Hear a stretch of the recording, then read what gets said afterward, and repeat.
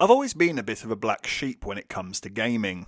If you asked my friends their favourite games, they'd say FIFA, Call of Duty, Halo. And then they'd ask me, and I'd say, BIOSHOCK, duh.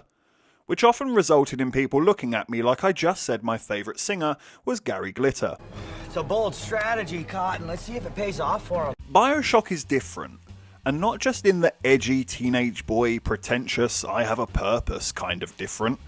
No, it changed the landscape and kicked down doors as to what a game can be and how storytelling within a game can be performed to its optimum.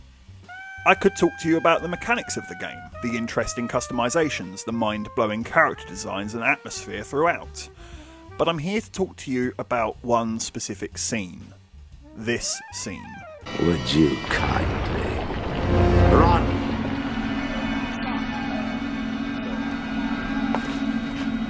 A man chooses, a slave obeys. You can just picture me now, age 15, on the end of my bed thinking, what the fuck? Now, to fully appreciate and understand this twist, we do need a brief history lesson on what BIOSHOCK is all about and what its messaging is trying to convey. But that would take hours, so allow me to give you a bullet point version. Andrew Ryan broke away from society to build Rapture, an underwater city without rules, without limit. There should never be anyone telling you what you can and what you can't do. It's the ultimate freedom. However, we quickly realise upon arriving in Rapture that the idea was poorly thought out. Without rule or consequence, humanity falls to its lowest form.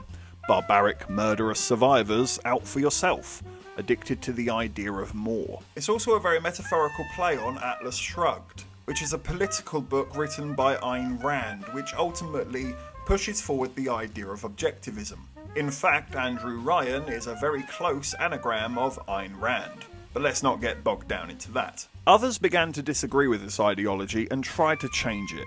The most obvious hypocritical imagery that comes to mind from the game is the smuggler of Bibles you find who has been crucified for his actions, punished with an act that has many religious connotations. And through the small acts that you witness, such as these, Rapture naturally fell apart from within, as such chaos required ruling, safeguarding, control, which is everything Rapture was built to break away from in the first place. And you, in the midst of all this, are just a tool of this collapse. A brainwashed sleeper agent being told what to do in order to fulfill what the higher powers of Fontaine/Atlas wanted from you to begin with. To do what he wants. So not only does the game itself tell a story of freedom breaking away from structure, only for that freedom to then adopt its own structures and become exactly what they were trying to get away from, in fact becoming worse than it, but the twist then puts it in a very physical meta spin, because it actively involves you, the player. Like the citizens of Rapture, you believe you are free to do what you please. Want to inject a crazy serum into your body that allows you to shoot bees out of your hand? Go for it. How about shooting fire instead? Knock yourself out. Yes, you can explore Rapture to heavy depths and take your time with this game, but like a good little boy, you will complete the mission and do as you're told to. Well, not even told to. In fact, you're politely asked to. Head on back to Fontaine Fisheries when you're ready, would you kindly? And you'll do it without question, which gives the twist such a heavy sense of betrayal. I felt dirty upon my first playthrough. You do have the freedom to get and do what you want, to upgrade how and when you please. It's regardless if you upgraded your health or attack, it's the fact that you did the task in hand.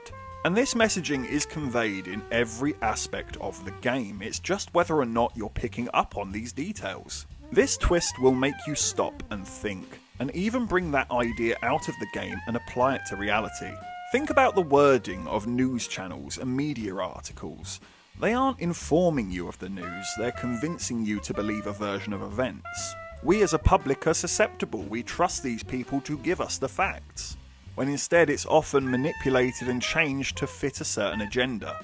and I actually feel that has helped make BioShock age even more gracefully. It's a resoundingly accurate and relevant game to all times and occasions, and the messaging is delivered and performed so methodically and sewn in so subtly to every single detail, every line of dialogue, every side character, that it almost feels like that moment in Inception. The game makes it feel like it's your own idea. They just put you on the path to find the answer. It's never black and white and directly in your face, and it's often twisted and turned so that you see how it affects people in all walks of life. And if you're asking me, it's chef's kiss. Mwah. Out fucking standing. I believe this is the most effective, mind-warping, stunned silence twist in gaming. BioShock absolutely gets an 11 out of 10 and enters the IMO Hall of Fame.